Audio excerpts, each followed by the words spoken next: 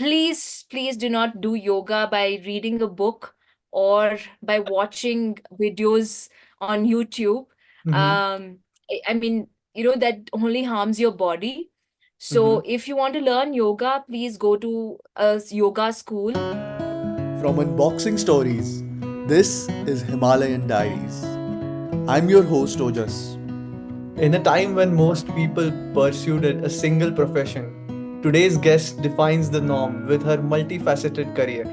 I'm thrilled to introduce Shweta Krish, a life coach, trek leader, podcaster, writer, engineer, and above all, an avid traveler. Let's explore Shweta's diverse journey and uncover the secrets behind her success in so many different fields.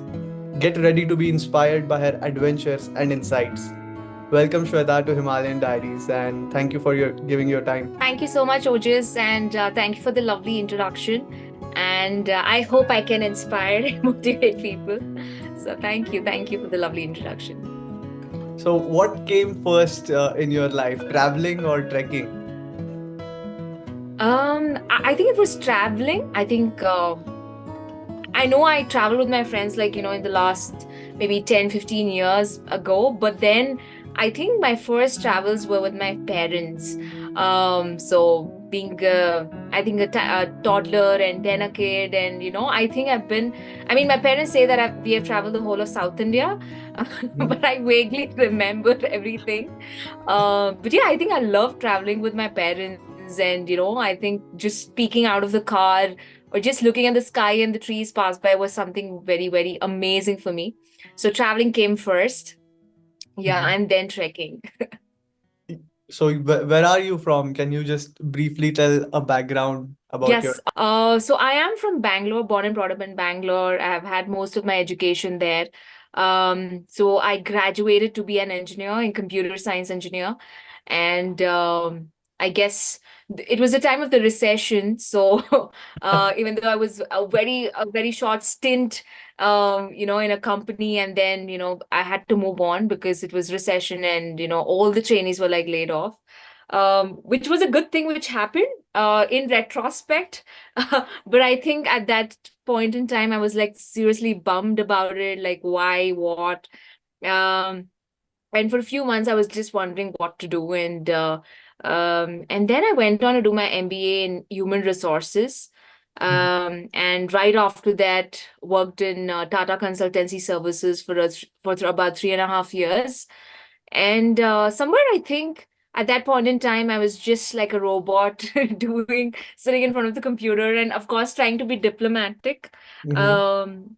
Um, yeah, so that was something where uh, probably I was not satisfied. I think I can surely say that now. And yeah, so that was how I started with. And yeah, I think the rest of the story it's coming forward. So I'll just take a pause here. That's an interesting journey, engineering and MBA. So human resource, so the interacting with humans was your first choice. It has been a first choice always. Yeah, well, I don't know because when I finished graduating as an engineer, and whatever the internship or be it, like I was recruited in Siemens for a very short while. But even at that point in time, I was like, oh my God, I have to just be glued to the computer in front of me. That I mean, that really took me aback. Mhm. So I think I moved on to human resources. Well, I quite enjoyed it. I think there was nothing like, I didn't like talking to people. I really loved that. Until today, I mean, it's really very surprising because I'm actually an introvert, but Mhm. somewhere, whatever roles I've taken I mean, from being an HR and post that as well, I think, it's always around people. So yeah, ironic, but I think that's the way it is. Mhm. Mhm.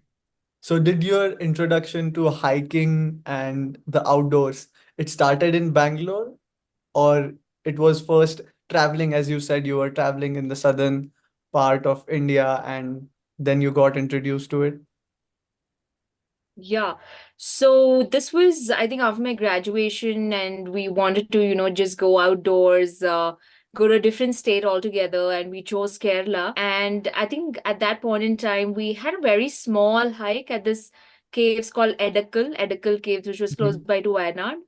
And I think that was my first kind of like a trek, or I could say a hike. But I really loved that. I think just the adrenaline rush, and just, racing up the mountain. I quite had the stamina then, I can say. Yeah, so it started from there.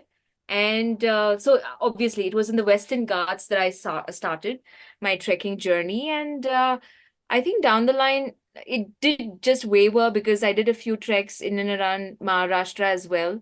Mhm. And then, of course, the work started for those 3.5 years where I didn't look back into trekking. But it was only post around the time when, I was like, okay, what now and stuff. And luckily, my a classmate of mine, a friend of mine, and he was planning this trek to Goechala in Sikkim. Mhm. And initially, I was like, no, I was just trying to be in my comfort zone. But a fellow colleague, I still remember, I'm so grateful for her that she said, like, you know what, Shweta, this is the time you go and explore, and when will you do it? And all thanks to what she said that day. And yeah, I think since that decision of going to Goichala, I think this was sometime in 2014, Mhm. of September, October. And Gochla I mean, of course, it comes as a very difficult trek, like, Mhm. the grade level. Yeah, the first 4 days I struggled because, I was not that clearly into fitness. It was just about a month before that I had, like, prepared for it. And yeah, the first 4 days I struggled with my backpack because, of course, I wasn't like a trekker, Mhm. and carrying my DSLR and all of it. But I think the fifth day, when I could see these beautiful mountains at Zongli, I think I can call it the turning point of my life, because something really changed within me. I'm like, oh my gosh, there's so much to life. What am I doing instead of in front of a computer in a closed room with no windows, no sunlight peeping in? So that was like a question mark to what I was doing with my life. And yeah, I think from then on it was a different life altogether. So yeah, that was the start of trekking in the Himalayas. Mhm. Mhm. And was this the first time you saw the glimpse of the snow-capped mountains, or you had been earlier to the northern region? No, it was in fact my first. Mm-hmm. And yeah, just to, gaze at those tall peak mountains, and of course the snow-clad mountains right behind. Mm-hmm. Um, I think that was so surreal. And I don't know, it just got me. I really don't know what it was. Till date, I can't express what that feeling was, Mm-hmm. but I don't know. It was the trigger for so many things which came in later. Mm-hmm. Yes. I could imagine that because even I remember my first time a Himalayan trek, I went to Brigu Lake, Mm-hmm. and you take a bus from Delhi to Manali, and once you start Right. entering those ghats of Manali, you start seeing the snow-capped mountains. And I had been to Shimla, Manali, but as a kid, as you said, where your parents tell you that you have been to the whole Yes. South India. It's so similar. My Right. parents telling me, yeah, we have been to all these places, but I don't remember. So this was the first time I was looking at those snow-capped mountains, and I was like, wow. And I remember the bus stopped there in the morning to get fresh and you have some breakfast, and it was a AC bus, but when I got out of the bus it was better than AC. Ah, It all was right. cool breeze coming on, and yeah, it was amazing. Yes. Yeah. I mean, Himalayas does that to you. So Goichala was your first trek in the Himalayas. Mhm. Yes. And Yep. then was the shift to taking this as a profession immediate, or you did a few more treks? How was that transition? Yeah. So I mean, yes, I did take quite some time to get into the trekking field. But yes, I was exploring treks with my friends. So right after Goechla, a couple of months later, I like quit my job because I just wanted to explore life. And all I had with me was, okay, let me just get onto a creative writing course, and let me do that. Let me figure it out, is what I had thought. The first year was really like, mind-boggling. Okay, what am I to do? Or, which is the field that do I get into? But yes, I think apart from this journey, which was going on parallelly, like, okay, what, how, all of that, I started exploring with my friends. So the next year we went to Ladakh, did a bit of Stok Kangri and Maka Valley. Um, so that happened. The following year, did a couple of treks in Himachal, Triund, all of that. And then I went for a short while to visit my sister in the US. So there I just did a Mhm. couple of short hiking trails around in and around the Blue Mountains, out there. So yeah, I mean, like it was more about exploring what I'm doing with my life, but also I was just exploring just trekking and traveling, which I really loved. Um, and yeah, so while I was doing this, I was also figuring out, okay, I have to get a means of living because I can't just go on traveling, trekking, and have my pockets empty. Mhm. So yeah, that was really on my mind. And somewhere I think I also just wanted to check out working in startups because the startups was, just picking up at that point in time. This was around sometime in 2016, 2017. Mhm. So and they needed content writers or social media marketers. I thought, let me just give it a shot. It wasn't quite a good experience, but yes, I did get exposed to a lot of things, and of course, meeting whole lot of new people, which till date I think I really love. That communication conversation happened because a few of them are very very good friends of mine now, Mhm. and I still a few of them acquaintances, but it got me to explore a different side of my life because all I was doing was, okay, there was the IT field with the engineers and the HRs, all of that. But somewhere, I started meeting people from different walks of life who were Mhm. doing different things. I mean, I would have read somewhere or watched somewhere, but I was actually meeting people, and this was like really, really nice because I got to learn a whole lot of things. And I think it helped me to get out of my comfort zone.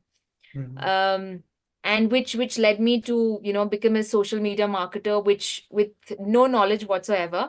But I just put on my blog, my website out there, just putting my stuff out there. But somebody in a networking event just said, you know what, why don't you handle my social media?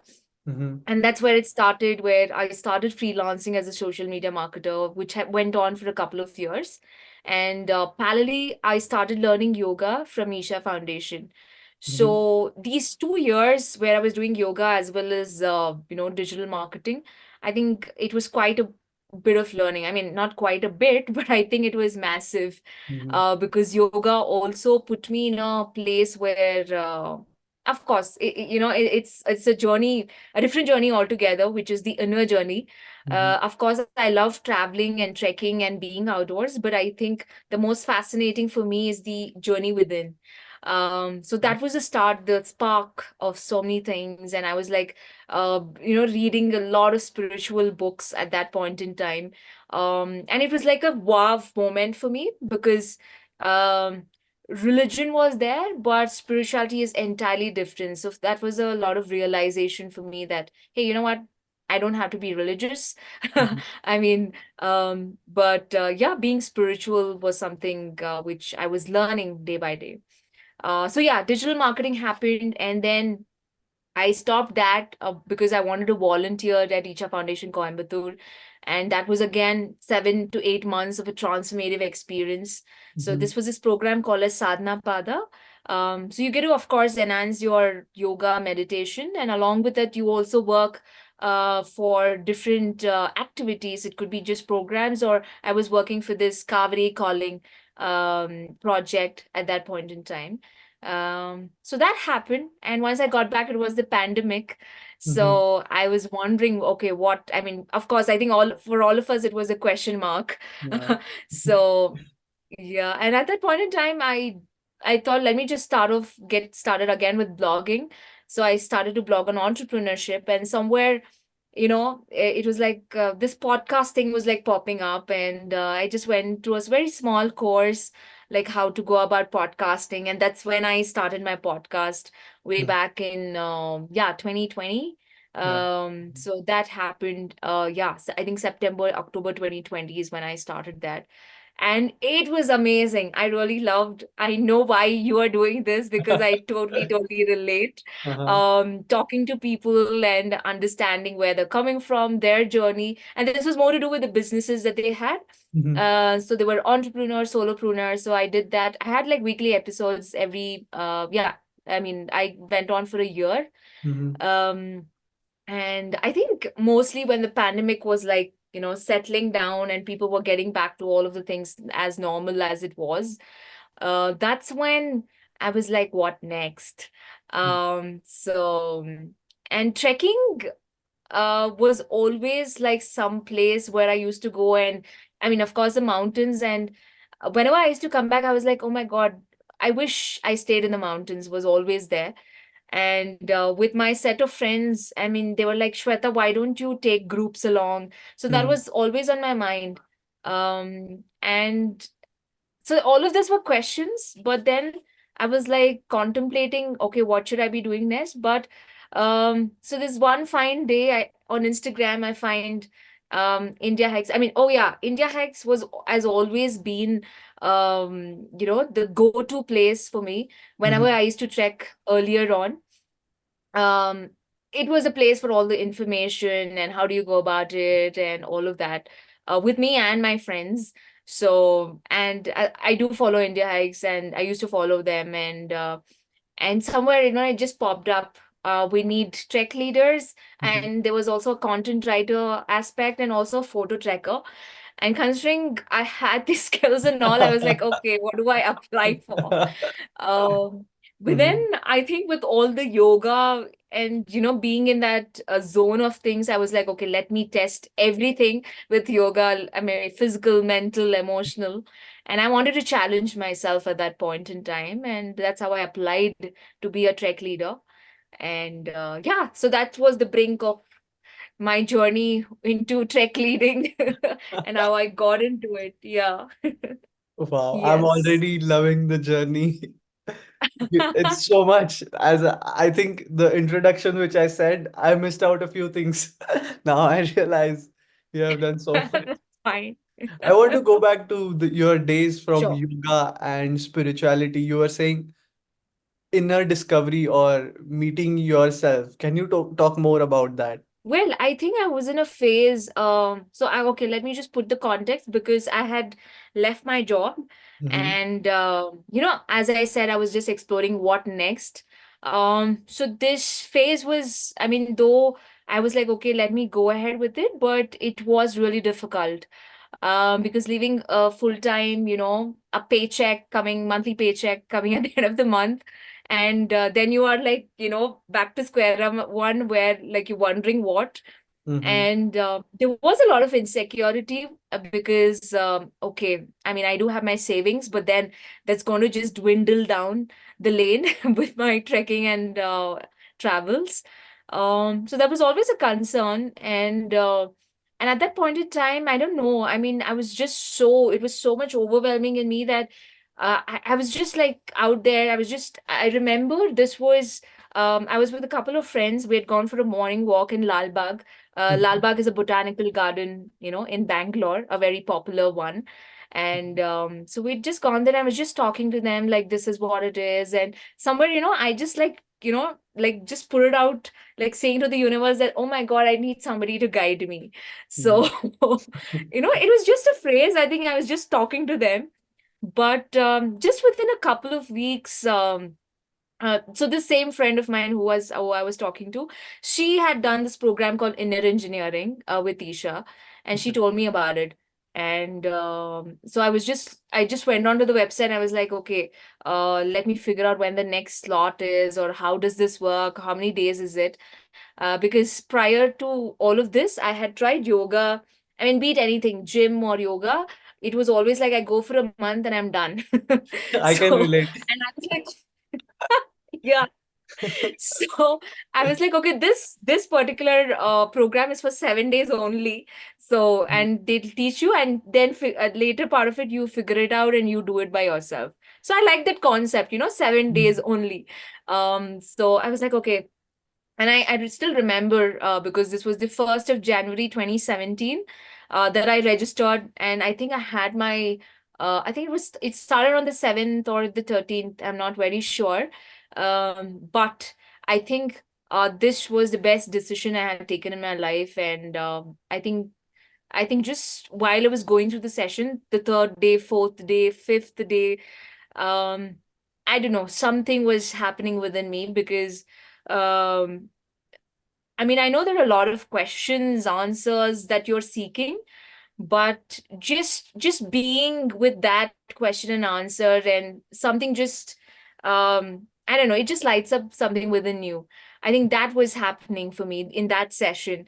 And it was a lot of inner exploration because I was uh when I started practicing it, I mean, I was always a person that, in a day that I take up a big task and I do it, I'm done for the day.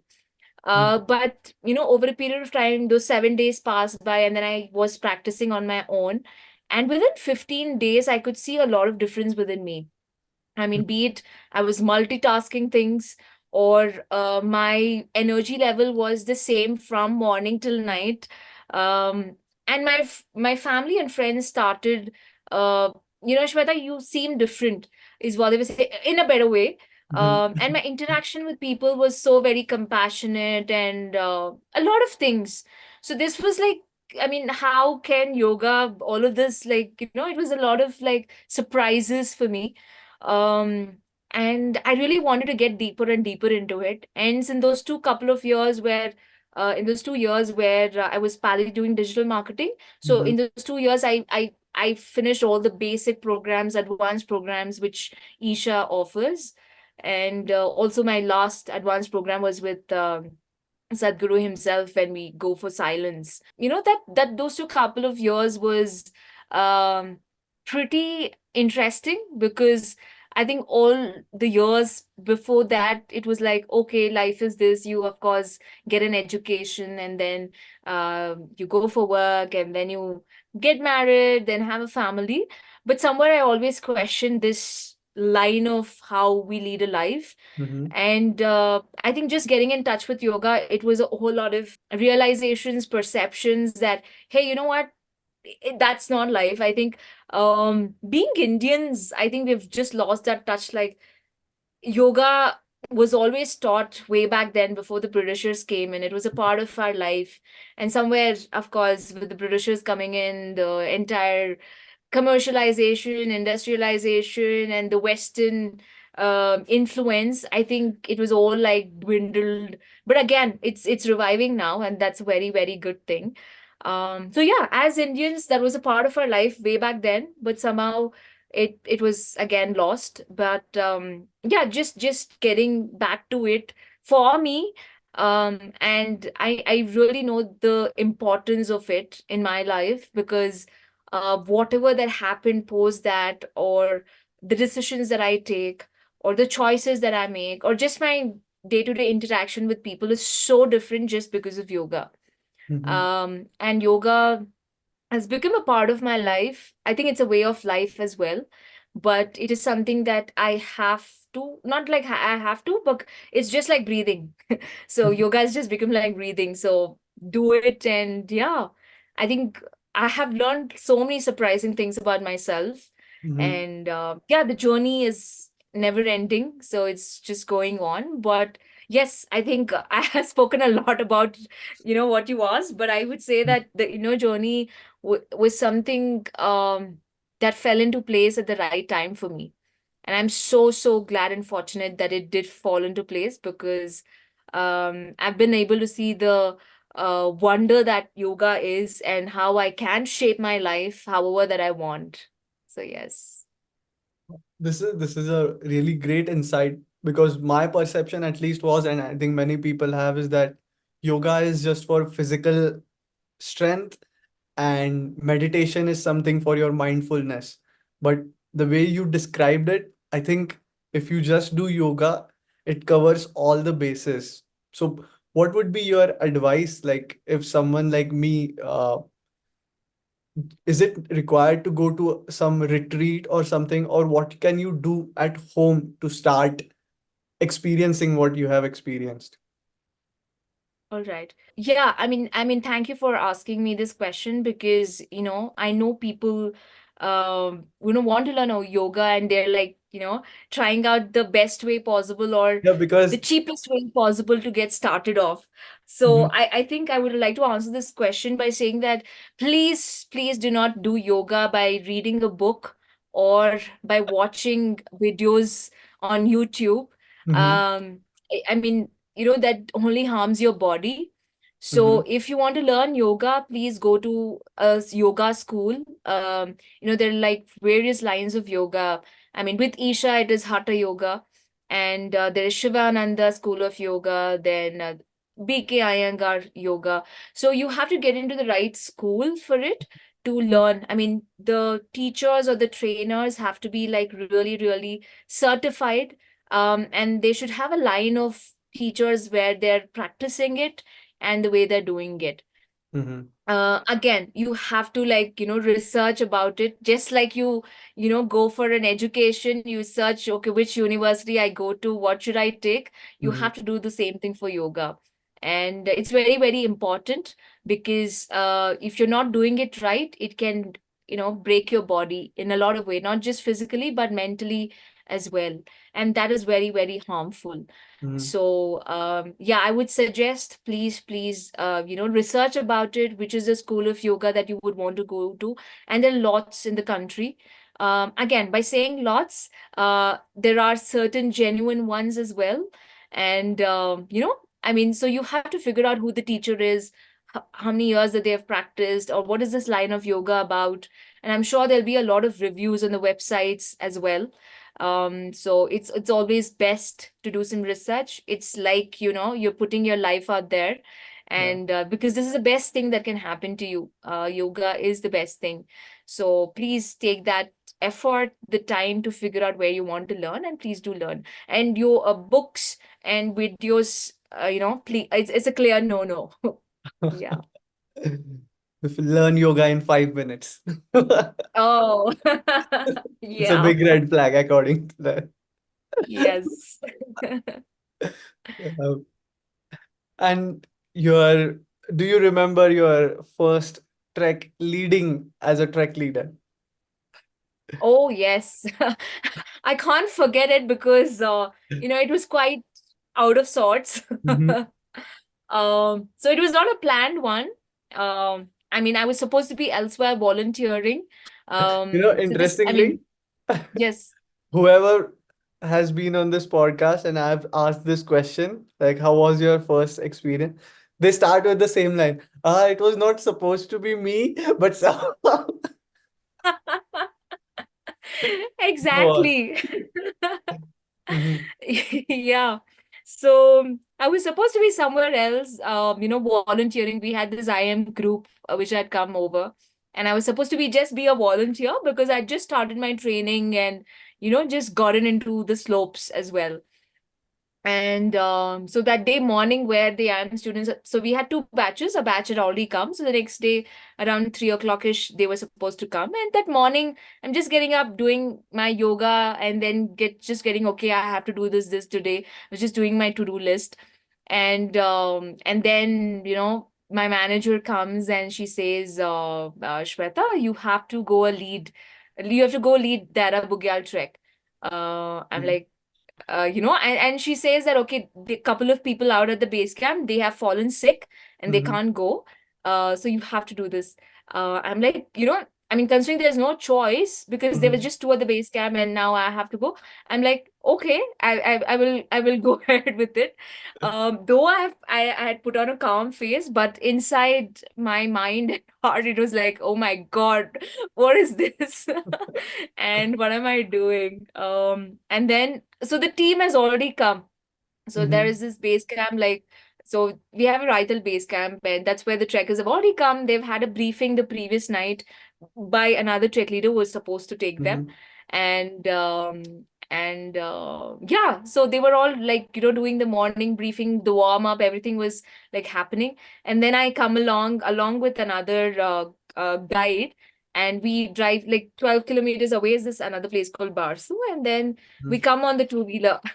you know and then I was, the trek leader, they just introduced, okay, she's gonna be your trek leader, she's come from far away just this morning, she traveled all of that. And yeah, so that's how I led a group. I just like quickly packed my bags and the medicines, all of that. Mm-hmm. Though I had like, we had a basic training of the medicines and everything, I was like, okay, am I gonna do fine? Mm-hmm. So those couple of them who were there, they're like, no, it's okay, fine. Whatever it is, just give us a call. You'll be fine. Don't worry. And they said, you know what? Just go for this day. The alternate day, we will, one of us will come if we're doing fine. So I was Mm-hmm. like, okay, it's just a matter of a day. So let me take the group. Mm-hmm. But it was fine. I mean, the group was just lovely.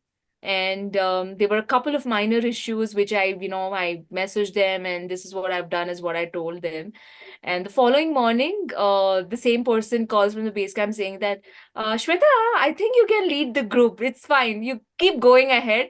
And I think on my mind also it was the same, because it was just a matter of a day. But there was a lot of conversations, and they were like, Shweta, stay, do not go back, because I told them Mm-hmm. maybe I have to go back. But they were all like, Shweta, no, let's continue. We want you to come along and all of that. So I was also contemplating, okay, let me just go ahead with it. And thanks to the call. So I think I just went ahead, and we had our summit day, came back, and yeah, I think it was 31st of December, Wow. 2021. Mm-hmm. And so we had it was a beautiful, beautiful end to the year. And Mm-hmm. for me, it was considered, it started out as a surprise and a shock. But I think I was so relieved, okay, I can manage and lead a group. And yeah, so, and it was the beginning of the new year as well. So everything was like nice. Yeah. So Amazing. yes, that was my first group.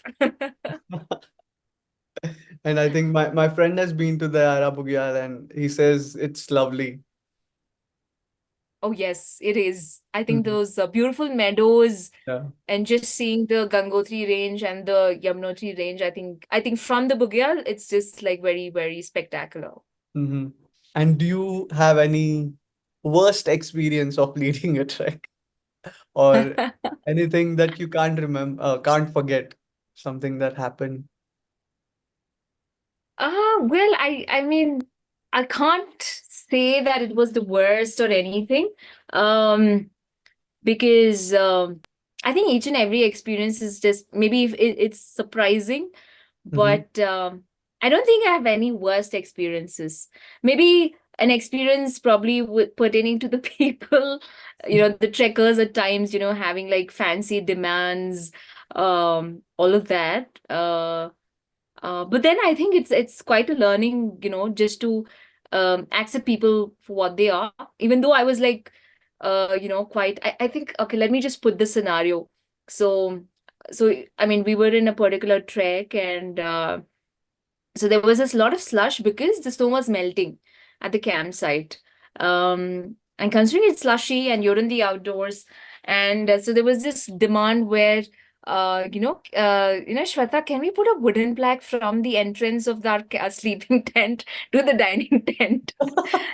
And it was a very, I mean, I was like, and I think it was just a few other things which had, just like piled up. Mm-hmm. And this was another thing, and I somehow lost it in my head, like, how, why? So yeah, I mean, I still remember that, but the group was like really, kind of not wanting to do things, or it was really hard in a way. But I think what I learned out of the experience was, accept people for what they are. And I think I also learned, there is a way of course, approaching people in a different way. Mm-hmm. And I think that was again a big learning for me, because that was at the initial start of me leading treks. And that was a good learning, because I still remember that incident and the entire group, because of whatever that happened. Mm-hmm. And my way of, approaching people or conversing with people has changed, or, for the better, because I know how to deal with these kind of very, kind of people. I don't want to put like tags or names to it, but yeah, Mhm. yes. Any memorable experiences that you remember? They were just like, wow, did that just happen? Yeah, I mean, so this was just last year. I think somewhere around this time, because April, yeah, I think 5th of April last year, we had the first of the seniors group in the Himalayas. Though Mm-hmm. we had the first group in Chhattisgarh, which was of course in the plains, but this was the first in the mountains. So I was of course skeptical, like, it's the first time seniors are coming out here, and how is it going to be? So this was from 58 years to 60, 65 odd years old. Mm-hmm. And yeah, I mean, I was skeptical out that time, but I think almost at the end of the trek, it was very homely, I was just thinking about my parents and, how they would have trekked. So it was getting back, to that moment and nostalgia. Mm-hmm. And I still remember the moment where, we were just doing an experience of a gratitude circle a couple of hours away from our base camp. So we were just getting back down. And and this moment was very special, because we all held hands and we were just thanking, the nature around, Mother Nature, and just all of us together as a team, that whatever that happened and all of that. But somehow just holding hands with them. And it was the first time that I got very emotional, and I was like, tears were just, my eyes were just welled up. And I don't know what it was, but it was a very surreal and a very sweet moment. And then after which there were a lot of hugs and all of it. But I think this particular moment I'll always cherish. Probably because, they're elders, they are like, have that wisdom to share. Mm-hmm. And the fact that, them being very, I mean, of course, in the shoes of the parents, and there have been treks where, of course, I mean, of course, it happens on a normal basis that, you are taking care of people. But on this seniors trek, they're also taking care of you. Like, have you eaten? Why are you not eating? All of those questions, like parents do. Mm-hmm. And I think that seemed very special on a trek.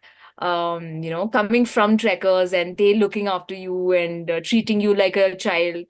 And that moment of that gratitude circle was like just so lovely. I was, of course, remembering my parents too at that point in time, and I think that's what made it more emotional. And yeah, I think that moment I can never forget. Yeah. Have you asked your parents to come on a trek? Have they been there on with you? Well, I mean, right after that group went, I Mhm. did call them up like, hey, you know what, I missed you, and this is what happened. But yeah, I think they are into their old age, and Mhm. where my mom has a little bit of a thing with her knees, so Mhm. she's unable to. And my dad also, it doesn't hike. I mean, though they were the best of the travelers back then, Mhm. but now I think they're just like, happy just going about to nearby places, but not a trek. But yes, I think every now and then, whenever I go, I mean, I do show them pictures, videos, all of that. So, and always being connected with them, that, I'm going on a trek, I'll be back at this point in time. I think that's what has been with them. Yeah. Mhm. Having been in this profession for, I think, now 2 years, more than two two years, years. more than two, three Yeah. years, what what do you enjoy more? You enjoy the hiking and trekking part of it, or you enjoy, as you said right now, the people part of it?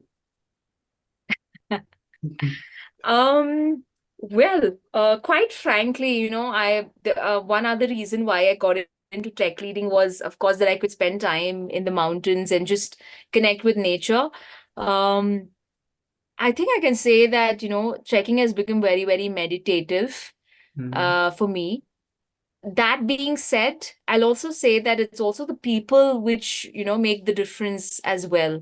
Mm. Because each group, different people, unique set from different walks of life, different age group. I mean, that really matters too. Um, because I've led, groups of children from school, be it on family groups or, and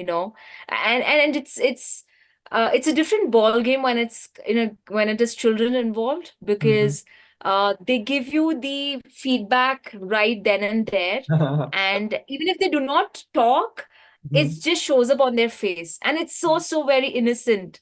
Mhm. And that's what my reward is, because that's why I love leading groups, where there are children. And it's instant feedback. Mhm. Otherwise you have to wait for the adults to write, probably putting it diplomatically, or Mhm. somewhere I feel, it just gets distracted, or it just gets digressed when they put out a feedback. But with children, it's like right there. Mhm. um so yeah, to answer your question, I think it is both. Yeah. The reason I brought up this question is because I believe after spending so much time in the mountains, even I know that trek leaders, they have to do the same trek so many times in just one season. So what is Right. changing for you guys is just the people. The backdrop is the same. I know the seasons change, the terrains change, True. but the thing that is changing for you, the experience that is changing for you is the people who are coming. That's why I brought up this question. Yeah, I mean, it is the same because, yeah, of course, the people are changing, but I think for me, trekking has become meditative. Mm-hmm. So, I mean, beat the same mountain, going taking people on the same trek, but I think each and every time it is special, because the way you connect with a tree, or a leaf or a stone, and you know the roots, of course, but then each time you see it in a different light, a different perspective. And that's what makes it special. Yeah. Mm-hmm. Speaking about special, I want to come to the difficult question to all the trekkers. Okay. And I'm going to make it a little bit more interesting. I call this segment as a trek walkthrough. All right. You have to choose your favorite trek Okay. and you have to give a walkthrough to all the listeners so that they experience the journey. Whoa. Oh my. Oh my God. All right. Um, okay. Can this be a trek which I've been on, but I've not led the trek? Absolutely, anything. Okay. Super. So this is a trek which is in Nepal, Hmm. and it's called as the Annapurna Circuit. Oh. Um, Hmm. So I did this in the year 2017 with a friend of mine. We were just like two ladies out there, and Hmm. we wanted to do it the traveler's way. So right from traveling from Bangalore to Delhi by flight, of course, and then we had to go by a train. And somehow, even though it was the confirmation message had come, when we went to the railway station, it was like, okay, the train is just standing still for 15 days. So I don't know what thing it was with the IRCTC website, but nevertheless, I think that was a start of an adventure. And we took an overnight bus, and went to reach Sonali. Sonali is just on the outskirts. It was a bordering village, and from there on, we entered Nepal Hmm. through a cycle rickshaw, and then went on to reach Pokhara by another bus. And yeah, so we planned for this trek because it was very beautiful. My friend had done a lot of research on it, Hmm. and for me, it was, of course, being in Nepal and Annapurna Circuit, going around it was something that I really wanted to think about. And right about that time, I had started my yoga as well, so I wanted to see, okay, how fit am I, and what difference is it going to make. So yes, start of the trek. So we got our permissions, everything, ACAP, all of that office we had been to, submitted our details, and we got that card as well, and which would get stamped at each of the villages that we go to. So it was early in the morning that we left from Pokhara, and I still remember it was a makeshift bus, a very, very small one. Mhm. And so we were like a group of people. Of course, they were locals, and I remember there were a couple of foreigners. I forget which country they were from, and they had a dog as well. Mhm. All of us in the bus, in this crammed bus, we're probably about like 25, 30 people, and it was just hardly maybe a 8-seater bus. So you can imagine how it was. Uh-huh. So we go to this place called Besi Sahar, I think. Besi Sahar or Bulbule, I forget which comes first. Mhm. And so after a few hours, we reached a place, and then we take, okay, let's take, I mean, the bus is going to the next stop. Let us just go by the bus. And then we were like, okay, let's start, the trek. Come on, we're now geared up, and it's only going to be like, probably an hour or two before we reach the next village. Mhm. So, so how we had planned this trek was we'll take it by the day. I mean, there's no rush because it's Mhm. just the two of us. We're going to like make the most out of this. And we'd kept about like 9 to 10 days to just figure out, okay, which village will stay. If not this village, then we will, go straight to the next one, all of that. But as we started, of course, it was taking a toll because it was sunny and all of that. First day was fine. And we stayed in this, a very small, beautiful homestay. So the route which we take, there are a few villages which come on the way, Mhm. and the locals stay in that. They also have a separate homestay attached, right above or right next door. So that's how they, like take care of it. And so there was a small boy in that home, and he was like, "I'll take you to the river and all of that." And it's called the Marshangadi River, if I spelled it right.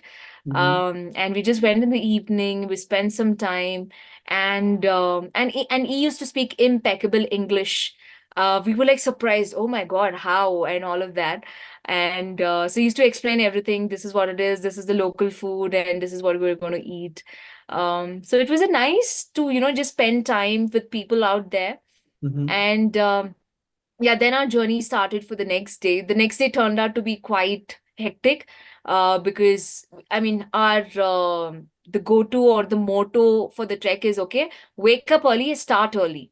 Mhm. I mean, that was what we were doing, because I mean, we didn't want, even if the weather gets bad or we are stuck somewhere, whatever be it, let's start early. And even if we reach way early in the next village, it's okay. We'll just go to chill. So the next day turned out to be very, very difficult because we had to gain quite an altitude, and it was sunny. It was just a dusty road. And at one point, we just stopped for lunch, not our stop for the night, but Mhm. just for lunch. And we both were so exhausted. We like, do we like just go back, or do we just take a, like a makeshift jeep kind of thing, which takes, just takes some luggages around. So should we just get onto that, or a truck which is coming? Let's try our luck. Mhm. So we were so demotivated, like, oh my God, I don't think this is possible. But we had dal bath. Dal bath is a famous cuisine out there.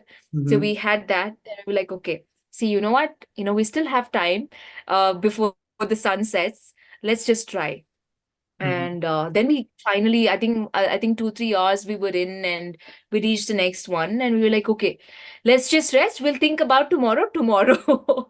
Let's not break our head. Mhm. And that's how each day passed by.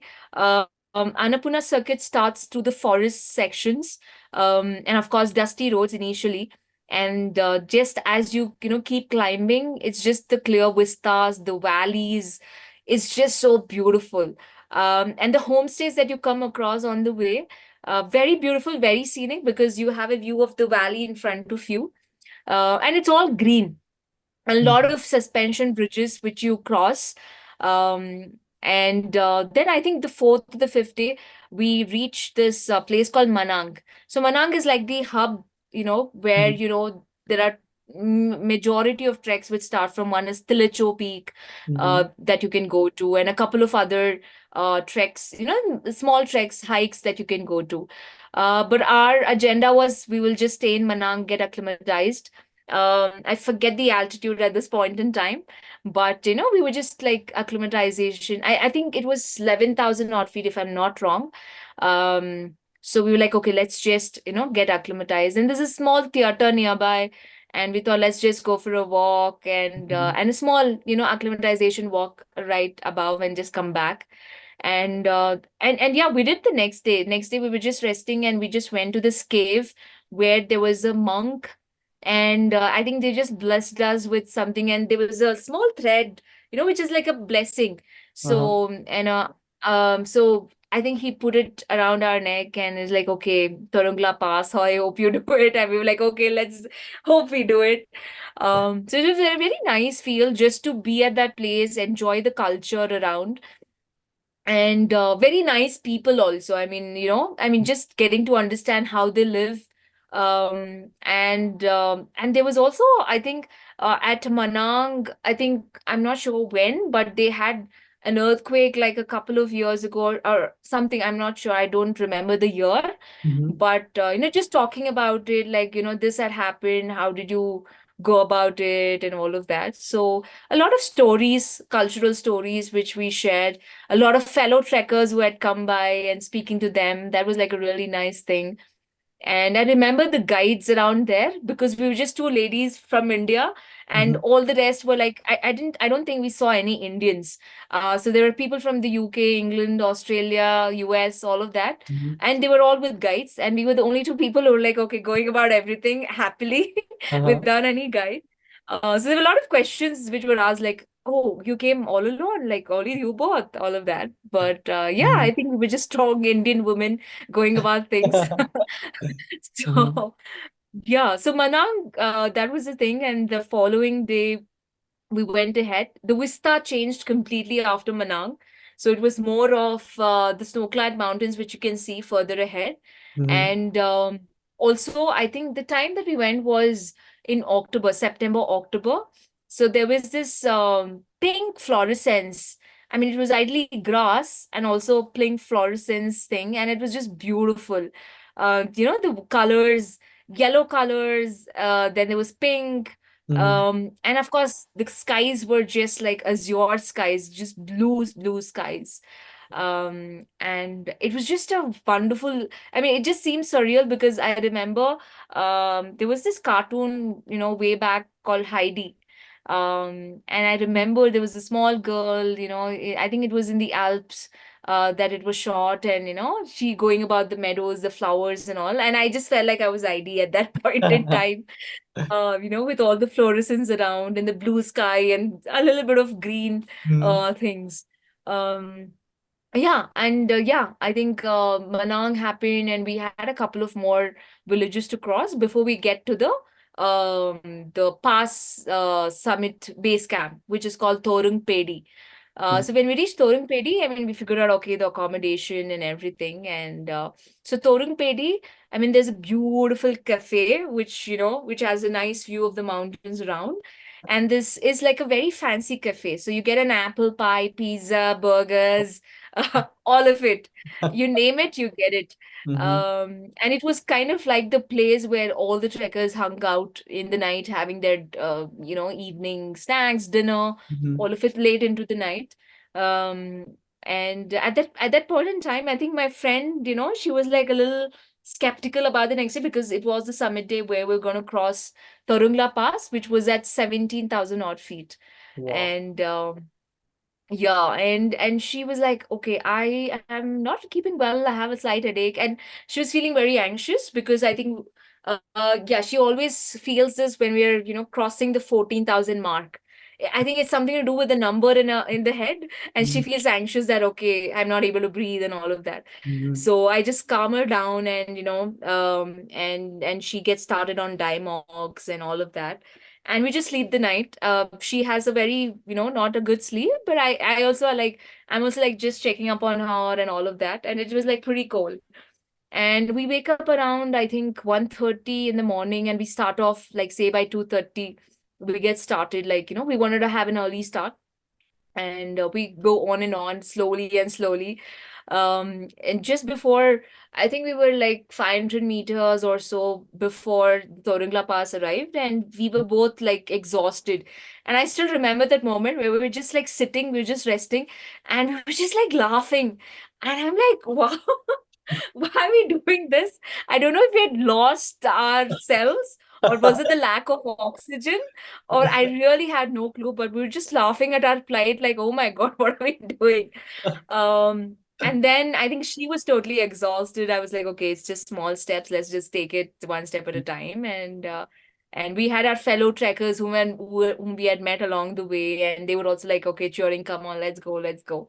And Mhm. finally, we made it at 17,000 odd feet, and that was just wonderful because you see those prayer flags and you have the board which says congratulations, and it was quite a sight, and it was a beautiful clear sky, and and of course, oh, I forgot, I think like, just recapping by a bit, we Uh-huh. did see like Manasalu Peak, and we of course saw Annapurna 1, 2, 3 when we were staying in Mhm. Manang. So it was like very, very beautiful, all of this. And of course, Torungla Pass, you get to see a bit of it, and you also see Dhaulagiri, Okay. which is in one of the top 10 highest mountains. Oh, wow. So yeah, we were in the pass, we click, make memories, and then we go on to our next stop, which is our last stop for the trek, Mhm. which is Muktinath. So Muktinath, again, you're just traversing down. You see Dhaulagiri right in the, right in front of you. And yeah, and then we get into a cafe, we stay for the night and enjoy. We're just like happy that we did it. Yeah, and from there on, we of course took a public transport to the next place and all of it. But I think this beautiful trek was something which I never imagined that I would do. Mhm. But all thanks to my friend that she pulled me into it. And even to this day, it seems very special because I think getting out of my comfort zone for one, and also to just test how yoga helps me, because I could see a drastic difference. Because when I did Goechala, when I was least prepared, but 2017, when I started practicing yoga and to just go about the trek, I think it was just so beautiful, that I felt so lighter, and I didn't have to worry much about my physical aspect because it was just taking me along. Mhm. Of course, I had to take care with hydration and eating, layering up. But I think I could see a lot of difference. I don't know if I told a whole lot of things, but No, I hope I made justice to what you asked me to. no, that was a great walkthrough, like right from reaching the base camp to every campsite. It was perfect. Thank you. And I've seen one of your Instagram posts where you talk about Nandashtami at the Nanda Devi peak. Nanda Devi, is it? Okay. Yeah, where two people go barefoot to the peak and they carry a flower. Can you talk about that? Yes, absolutely. So there is this Brahma Kamal which comes, at that particular season. Mm-hmm. And so this, I was in a village called Karchi, Mm-hmm. which is close by to Joshimath. And we have our Trek Kuari Pass, which starts from there, and also Valley of Flowers. I mean, of course, we drive a little bit to get started for Valley of Flowers, but that's one of our base camps. Mm-hmm. And yeah, so from the village at this, I think that was sometime in August, if I recollect. And they go, I think August, September, if I'm not wrong. So they go around this time, and they go walk barefoot, and they go to this, of course, trek a bit and all of that, and they get this flower. And I don't recollect exactly the significance behind it. Mm-hmm. But this Brahma Kamal, it blooms at that point in time. And right when the group goes, and there's just two people who like pluck it, and you're not supposed to look back. So there is a lot of mythological stories and a lot of things with it. Mm-hmm. So they don't have to look back, so they just have to come down. And they say that once they pluck the flower, then the rains will start and all of that. Mm-hmm. And so the day that they are coming down, so the villagers and all get together at the nearby temple, and they're like, happy to be there to usher them and welcome them.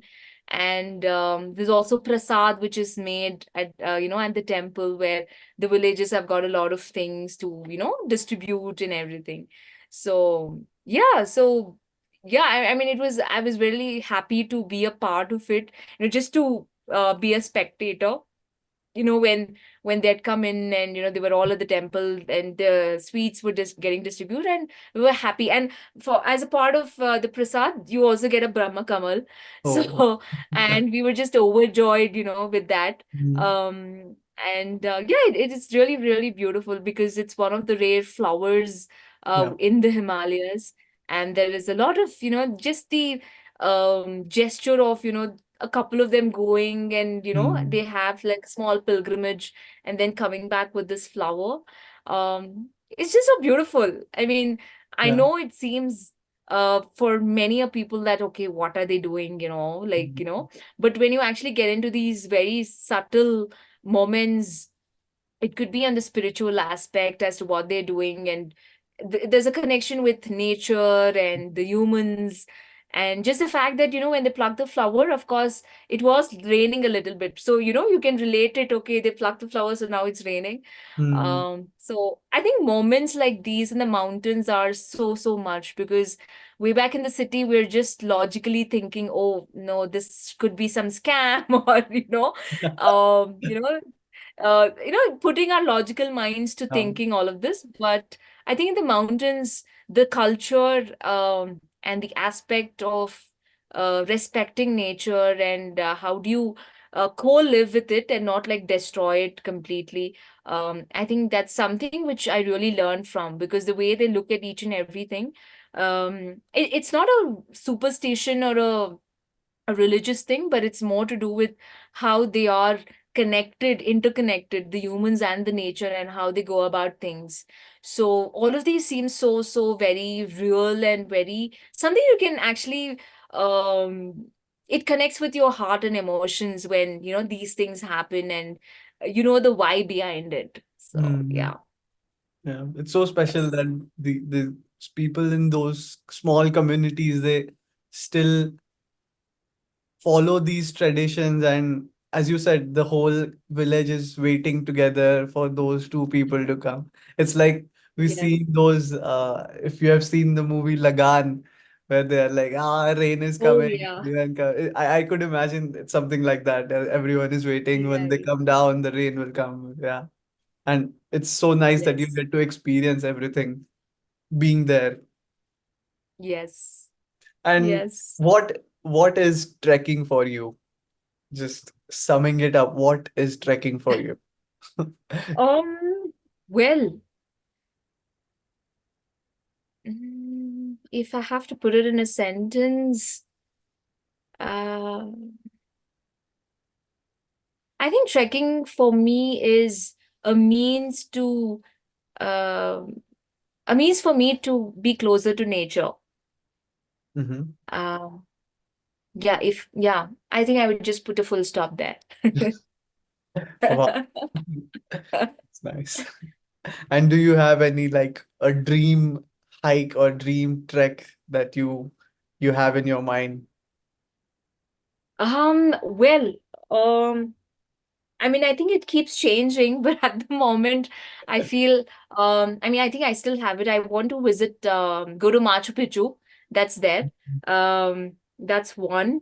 And apart from that, I just want to go to Spiti, and probably just hike, trek, whatever be it, because that's been on my to-do list. And even like, my set of friends, it's just been, and somewhere it's just like, not happening. We're just jinxing it time and again. Mhm. So yeah, I think these two couple of places is what I would really want to visit. Yeah, I hope that you soon get to visit these places and sure. we Thank get to you. talk about them in our the next time we meet on Himalayan Diaries. Thank you so much Absolutely. for giving this time, and it was amazing talking to you. Yes.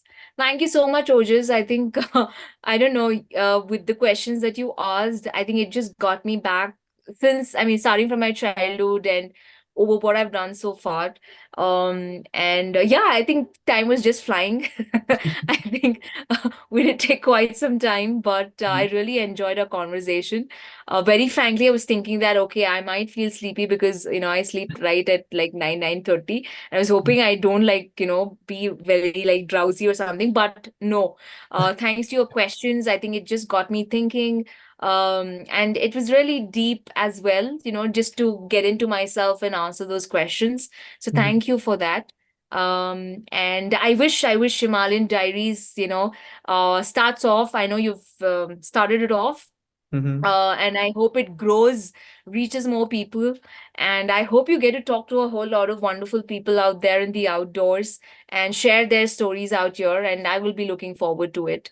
So thank you so much for giving me this opportunity. In fact, thank you. Thank you so much. Yeah, thank you so much for giving this time, and I really love talking to you. Thank you so much. Same here. That brings us to the end of another chapter from Himalayan Diaries. You were listening to Shweta Krish. You can follow her on Instagram, the link is in the description. Her profile is full of beautiful pictures from the mountains.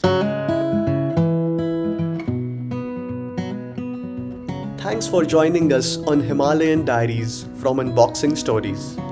I'm your host Ojas. Together with Shivam Hasurkar, we are the creators of Unboxing Stories. Remember, every step in the mountains tells a story, and we are here to bring them to you. If you are inspired to start your own trekking adventure, please remember that these are not just leisure activities, but true adventure sports. It's crucial to learn, prepare, and take all necessary safety measures before embarking on your journey. Your safety is as important as your adventure. If you have enjoyed this episode, do share it with your friends and family. Please make sure to follow us and leave a review on Spotify, Apple Podcast, or wherever you get your podcast. Tune in next time as we continue to unbox more stories from the Himalayan Diaries. Until then, keep moving forward.